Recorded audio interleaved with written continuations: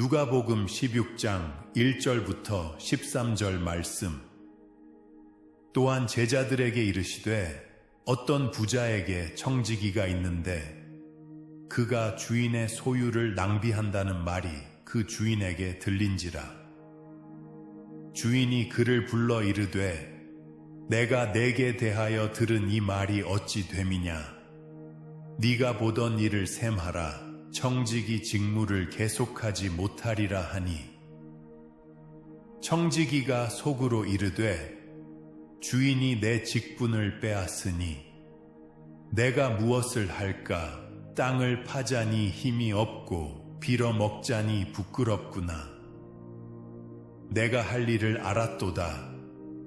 이렇게 하면 직분을 빼앗긴 후에 사람들이 나를 자기 집으로 영접하리라 하고, 주인에게 빚진 자를 일일이 불러다가 먼저 온 자에게 이르되 네가 내 주인에게 얼마나 빚졌느냐. 말하되 기름 100마리니이다. 이르되 여기 내 증서를 가지고 빨리 앉아 50이라 쓰라 하고, 또 다른 이에게 이르되 너는 얼마나 빚졌느냐. 이르되 밀백석이니이다. 이르되 여기 내 증서를 가지고 80이라 쓰라 하였는지라. 주인이 이 옳지 않은 청지기가 이를 지혜 있게 하였으므로 칭찬하였으니, 이 세대의 아들들이 자기 시대에 있어서는 빛의 아들들보다 더 지혜로움이니라. 내가 너희에게 말하노니 불의의 재물로 친구를 사귀라. 그리하면 그 재물이 없어질 때에 그들이 너희를 영주할 처소로 영접하리라. 지극히 작은 것에 충성된 자는 큰 것에도 충성되고, 지극히 작은 것에 불의한 자는 큰 것에도 불의하니라.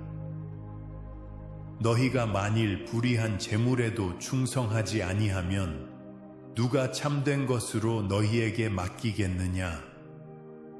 너희가 만일 남의 것에 충성하지 아니하면 누가 너희의 것을 너희에게 주겠느냐. 집 하인이 두 주인을 섬길 수 없나니 혹 이를 미워하고 저를 사랑하거나 혹 이를 중히 여기고 저를 경히 여길 것임이니라. 너희는 하나님과 재물을 겸하여 섬길 수 없느니라.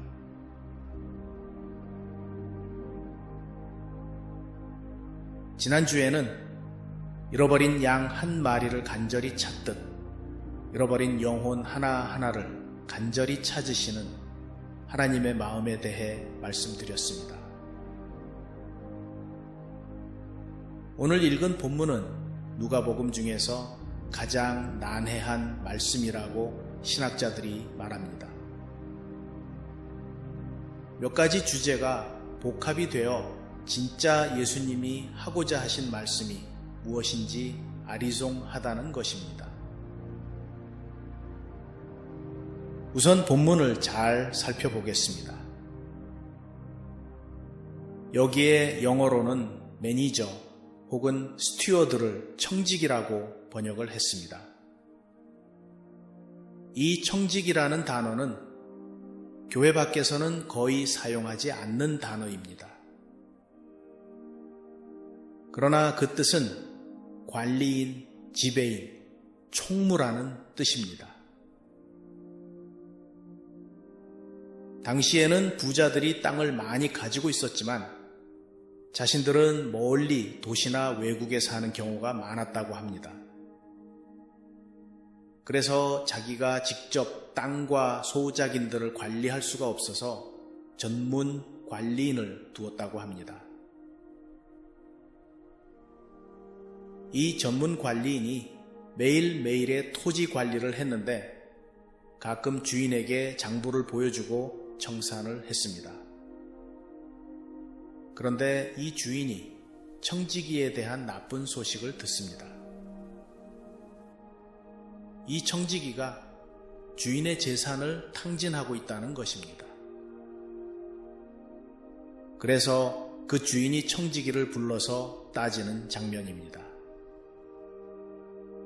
듣자 하니 네가 내 재산을 허비한다며 당장 장부 정리해서 가져와. 그리고 너는 해고야. 그 말을 들은 청지기가 돌아 나오면서 생각을 합니다. 지금까지 소위 데스크에 앉아 편하게 일하면서 돈을 잘 벌었는데 이제 곧 해고를 당했으니 앞으로 살아갈 날을 생각해보니 참담했습니다. 땅을 파자니 힘이 없고 빌어먹자니 창피하고. 그래서 한 가지 꾀를 냅니다. 내가 살 수 있는 방법은 거래처로 하여금 나에게 빚을 지게 해서 쫓겨난 후에 빌부터 살 곳을 마련하는 것이다. 거래처 사람들을 불러서 주인의 돈으로 선심을 씁니다. 어떤 사람에게는 기름 450마를 삭감해주고 또 어떤 사람에게는 밀 200석을 삭감해 주었습니다. 그런데 왜 한 사람은 450말, 또 한 사람은 밀 200석일까요? 학자들에 의하면 기름 450말과 밀 200석은 돈으로 계산하면 같은 금액인데 약 500데나리온이라고 합니다. 즉 일반 노동자의 하루 월급이 1데나리온인데 500데나리온이라면 거의 1년 반치의 월급입니다. 오늘날로 계산하면 하루 일당을 100달러로 쳤을 때 500데나리온은 5만 달러입니다. 그러니까 이 거래상들은 작은 개인이 아니라 그 동네에서 꽤 크게 장사를 했던 비즈니스맨들이었다는 것입니다. 이유는 잘 모르지만 5만 불씩을 탕감해 주었으니 거래상들에게는 좋은 일입니다. 그런데 자기들이 덕을 봤지만 정작 이 청지기가 그들을 찾아가서 빌부터 살려 할 때 모른 척 할 수도 있지 않을까요? 그러나 그 당시의 사회는 돈보다는 신용과 평판이 더 중요했던 사회라서 그 사람을 문전, 박대를 할 수는 없었을 것입니다. 여기까지는 그래도 이해가 갑니다. 그런데 그 다음 말이 조금 알쏭달쏭합니다. 주인이 이 청지기에게 잘했다고 칭찬을 했다는 것입니다. 이 청지기는 기름 900말, 빚을 450말로 깎아주고 밀 1000석 빚을 800석으로 깎아주었습니다. 이런 행동은 주인에게 손해를 입히는 행위입니다. 그런데 지혜로운 행동이었다고 주인이 이 청지기를 칭찬합니다. 여러분은 이해가 가십니까? 여기에는 두 가지 해석이 있습니다. 첫 번째 해석은 이 청지기의 행동이 주인의 체면을 살렸다는 해석입니다. 전에도 말씀드렸듯이 그 당시의 사회는 극심한 체면과 신분의 문화였습니다. 그 사람의 신분이 생존권을 결정했던 시대였습니다. 잔치에 가서 높은 자리에 앉고자 했던 이유는 그 자리에 앉아있는 높은 사람과 친분을 맺는 것이 자기의 신분을 높여주었기 때문입니다. 그리고 그렇게 얻어진 신분은 어느 집과 사돈을 맺을 수 있고 어떤 비즈니스를 할 수 있으며 어느 지역에 살 수 있는지를 결정했습니다. 차라리 돈을 손해보더라도 체면을 세워야 했고 신분에 걸맞는 평판을 유지해야 했었습니다. 이 청지기는 자기가 살려고 그런 행동을 했지만 빚 탕감을 받은 사람들은 주인에게 대하여 어떻게 느꼈겠습니까? 기름 450말에 미리백석이면 작은 단위는 아닙니다. 개인적인 거래는 아니었을 것이고 아마도 비즈니스를 거래하는 사람들이었을 것입니다. 이들 비즈니스맨들 사이에 이 소문은 급속히 퍼져나갔을 것입니다. 아, 이 주인님은 참 자비로운 분이야 하고 동네 방네 소문을 내고 다녔을 것입니다. 주인의 평판이 한참 높아졌습니다. 그래서 주인이 이 청지기의 행동을 칭찬했던 것입니다. 그 당시의 사회에 대한 이해가 있으면 이 해석도 상당히 신빙성이 있습니다. 두 번째 해석은 주인이 청지기를 칭찬한 이유는 손해를 끼친 행동이 아니라 자기가 살려고 꾀를 부린 그 지혜를 칭찬했다는 것입니다. 즉, 앞을 바라보고 지혜롭게 대처를 했다는 것입니다. 바로 뒤에 나오는 본문 말씀이 이 해석도 신빙성이 있게 합니다. 즉, 이 세대의 아들들이 자기 시대에 있어서는 빛의 아들들보다 더 지혜로움이니라. 세상 사람들이 믿는 사람들보다 머리가 빨리 돌아간다는 말입니다. 그리고 이어서 예수님이 말씀하십니다. 불의의 재물로 친구를 사귀라. 그리하면 그 재물이 없어질 때에 그들이 너희를 영주할 처소로 영접하리라. 자칫하면 나쁜 짓을 해서라도 돈을 벌라, 그리고 그 돈으로 친구를 사귀라 라는 뜻으로 들릴 수 있습니다. 그러나 그 뜻이 아닙니다. 원 히라버, 뜻은 불의의 재물이 맞습니다만 NIV는 worldly wealth, 즉 세상의 재물이라고 의역을 했습니다. 문맥상으로는 세상의 재물이 맞습니다. 왜냐하면 11절에 보시면 참된 것, 즉 하늘의 재물이라는 표현이 나옵니다. 다시 말해서 하늘에 있는 참된 재물에 비해 땅에 있는 재물은 참되지 않은 재물이라는 말씀입니다. 그래서 이 상반되는 개념으로 말하자면 하늘의 재물과 이 세상의 재물이라는 표현이 맞다는 것입니다. 특히 9절 후반부에 보면 영주할 처소 혹은 영원한 처소라는 표현이 나옵니다. 이 땅에는 영원한 처소가 없으므로 당연히 이는 하늘나라를 가리킵니다. 그런데 불의의 재물로 사귄 친구들이 천국에서 그 사람을 영접한다고 하셨습니다. 따라서 이 구절을 영적인 해석으로 표현하면 이 뜻이 되겠습니다. 세상에서 번 돈으로 전도를 해서 영적 친구들을 사귀라. 그러면 네가 죽어서 천국에 갈 때에 앞서간 그들이 너를 환영하리라.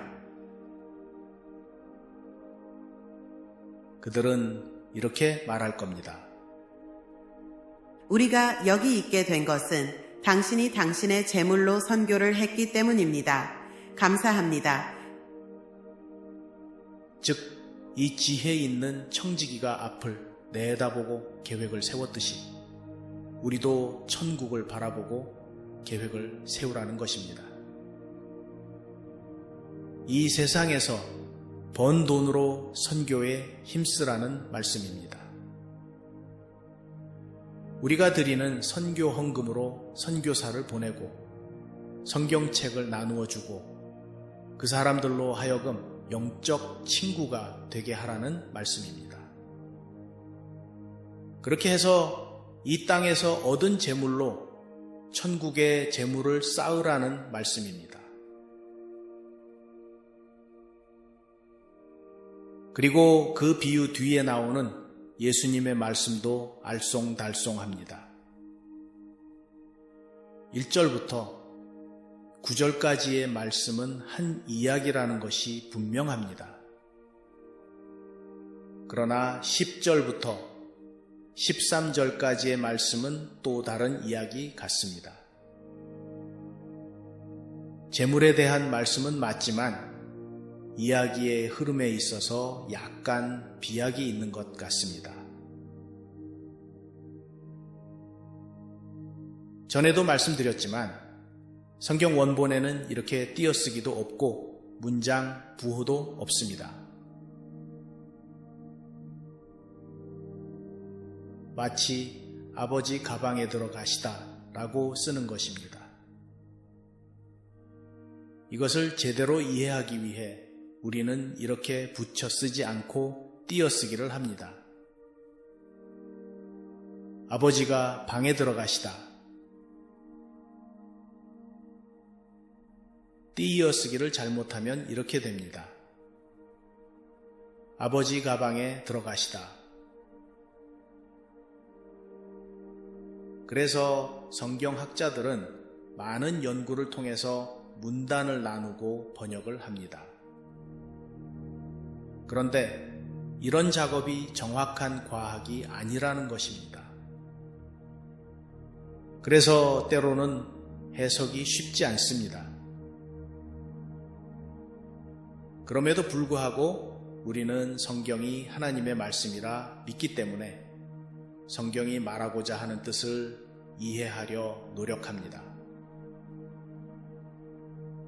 예수님이 이 비유를 통해서 말씀하시려는 핵심이 무엇일까요?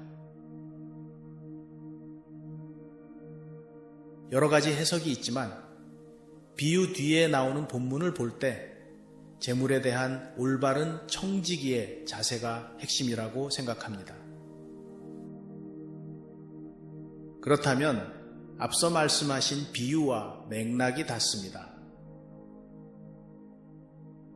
세상의 재물로 미래를 바라보고 계획한 청지기처럼 우리도 올바른 청지기의 자세를 가져야 한다는 것입니다. 계속해서 예수님이 말씀하십니다. 이 땅에서 주어진 재물로 제대로 청지기 역할을 하지 못하는데 천국에서 주어지는 참된 재물로 어떻게 올바른 청지기 역할을 하겠느냐? 여기에 나오는 참된 재물이 어떤 것인지는 우리는 잘 모릅니다. 그러나 예수님은 이 땅에서 주어진 재물을 지극히 작은 것이라고 표현하셨습니다. 그리고 참된 재물을 큰 것이라고 하셨으니 잘은 모르지만 아마도 정말 큰 것이라는 생각이 듭니다. 크리스찬의 올바른 청지기 자세는 우리의 가진 모든 것이 하나님 것이라는 사실을 인정하는 것에서 시작됩니다. 우리는 다만 하나님이 우리에게 맡기신 하나님의 재물을 관리하는 청직이라는 것입니다. 오늘 예배 후에 2024년 그리고 2025년 9월까지 결산 보고를 하게 됩니다. 이를 위해서 제가 일부러 오늘 본문을 선택한 것이 아닙니다. 저는 그저 렉셔너리 스케줄에 따라 본문이 정해진 것을 따라가는 것 뿐입니다. 그런데 이렇게 적절하게 본문을 주신 것이 성령님의 인도가 아닌가 생각해 봅니다. 세상에서 어느 기관의 결산을 본다고 생각할 것이 아니라 하나님께서 우리에게 맡겨주신 재물, 특히 교회에 드려지는 헌금에 대해 우리가 올바른 청지기 역할을 하고 있느냐는 관점에서 보시기 바랍니다. 기도하겠습니다.